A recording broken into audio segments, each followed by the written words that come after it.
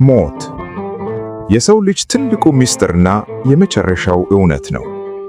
ዛሬ ግን ይህ እውነት እጅግ ከባድ ሆኖብናል። በዚህ የፈተና የጭንቀትና የመለያየት ዘመን ውስጥ ከወገንተኝነት በጸዳ መልኩ በፍቅርና በእንባ ሲያጽናናን የነበረውን መምህር አጥተናል። እኚህ መምህር ዝም ብሎ ቃላትን ብቻ የሚደረደሩ መምህር አልነበሩም። የሰው ልጅ የተሰበረ ስነ ልቡና የሚጠግኑ የነፍስ ጠጋኝ መምህር ጭምር ነበሩ። የካቲት 29 ሌሊት የኢትዮጵያ ኦርቶዶክስ ተዋሕዶ ቤተክርስቲያን ታላቅ መምህር የሆኑት መምህር ዘላለም ወንድሙ ከዚህ ዓለም ድካም ማረፋቸው ተሰማ።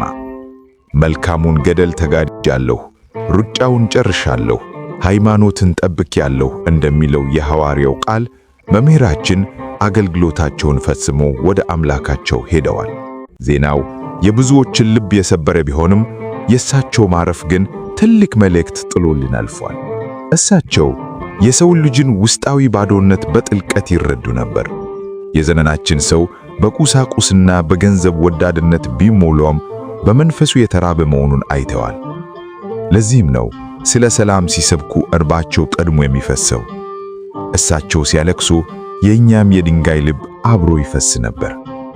ከምድራዊ ወገንተኝነትና ከዘር በላይ የሰውን ልጅ ሁሉ በንስሐ አንድ እንዲሆን ዘወትር ያስተምሩ ነበር። በዚህ የፈተና ዘመን እውነተኛ መጽናናት የሚገኘው ወደ ፈጣሪ በመትጋት ብቻ መሆኑን በተግባር አሳይተውናል። መምህር ዘላለም በሥጋ ቢለዩንም ያስተማሩት የፍቅር የትዕግሥትና የንስሐ ትምህርት ግን በልባችን ታትሞ ይኖራል። የእሳቸው ማረፍ ለእኛ ትልቅ ትምህርት ነው።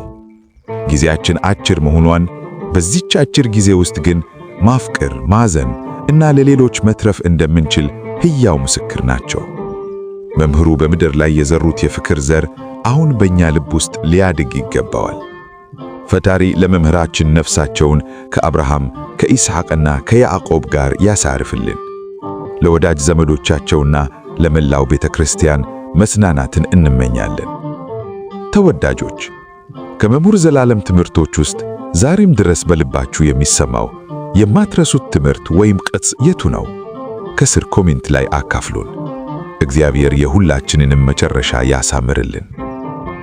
አቤቱ አምላካችን ልዑል እግዚአብሔር ሆይ፣ አንተ የሕያዋን እንጂ የሙታን አምላክ አይደለህምና በምድር ላይ ስምህን የሚያከብሩ ፍቅርህን የሚሰብኩ እና ሕዝብህን በእንባ የሚያስተምሩ የነበሩትን የመምህራችን የመምህር ዘላለም ወንድሙን ነፍስ በጻድቃንና በቅዱሳን ማደሪያ ከአብርሃም ከይስሐቅና ከያዕቆብ አጠገብ በአጸደ ገነት አሳርፍልን።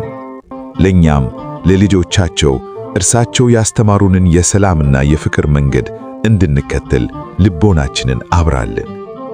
አሜን።